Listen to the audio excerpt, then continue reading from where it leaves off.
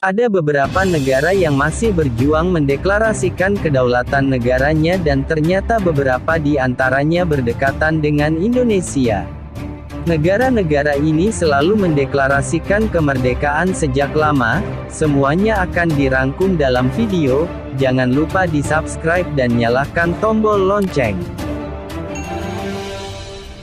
1. Bougainville. Bougainville merupakan negara bagian dari Papua Nugini yang terletak di Kepulauan Solomon.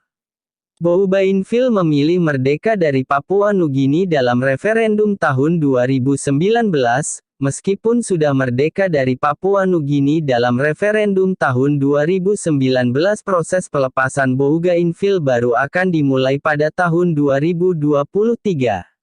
Diperkirakan warganya akan mendapatkan kemerdekaan penuh pada tahun 2027 dan secara geografis Bougainville adalah pulau yang terbesar dari Kepulauan Solomon. Pulau Bougainville memiliki panjang 120 km dengan lebar 65-95 km. 2. Cuk. Mendengar nama calon negara yang satu ini tentu masih asing di telinga kita. Cuk merupakan bagian dari negara Federasi Mikronesia yang terletak di utara Papua, Indonesia. Cuk saat ini merupakan satu dari 4 negara bagian Federasi Mikronesia. Negara bagian ini dikenal sebagai bagian negara yang paling makmur dari 3 negara bagian lainnya. Negara ini sudah lama memperjuangkan kemerdekaannya sebagai koloni Amerika Serikat. Cuk juga sedang menanti pemungutan suara kemerdekaan tanpa campur tangan Amerika pada tahun 2022. Jika hasil referendum nanti mayoritas ingin merdeka, maka Cuk akan menjadi negara baru dari Oseania, bahkan negara tetangga baru Indonesia. 3. Hawaii. Hawaii adalah salah satu dari 2 negara bagian Amerika Serikat yang letaknya terpisah dari daratan utama.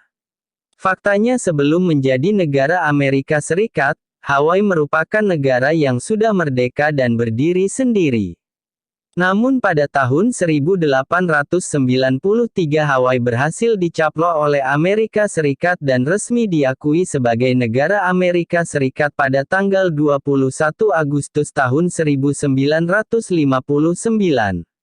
Memasuki abad ke-21, suara untuk memperjuangkan kemerdekaan Hawaii kembali bergaung di mana sejumlah aktivis Hawaii berjuang untuk menggelar referendum kemerdekaan dari Amerika Serikat dengan mencari bantuan dari PBB. 4.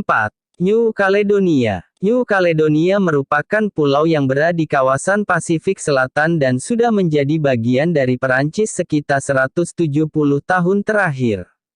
Namun masyarakat setempat sudah lama memperjuangkan kemerdekaan kendati gagal pada pemungutan suara kemerdekaan pada tahun 2018 dan 2020. Pemungutan suara kemerdekaan untuk New Caledonia akan dijadwalkan kembali pada tahun 2022 dan memasuki tahun 2022 untuk melaksanakan referendum ketiga, apakah New Caledonia berhasil memperjuangkan kembali kemerdekaannya.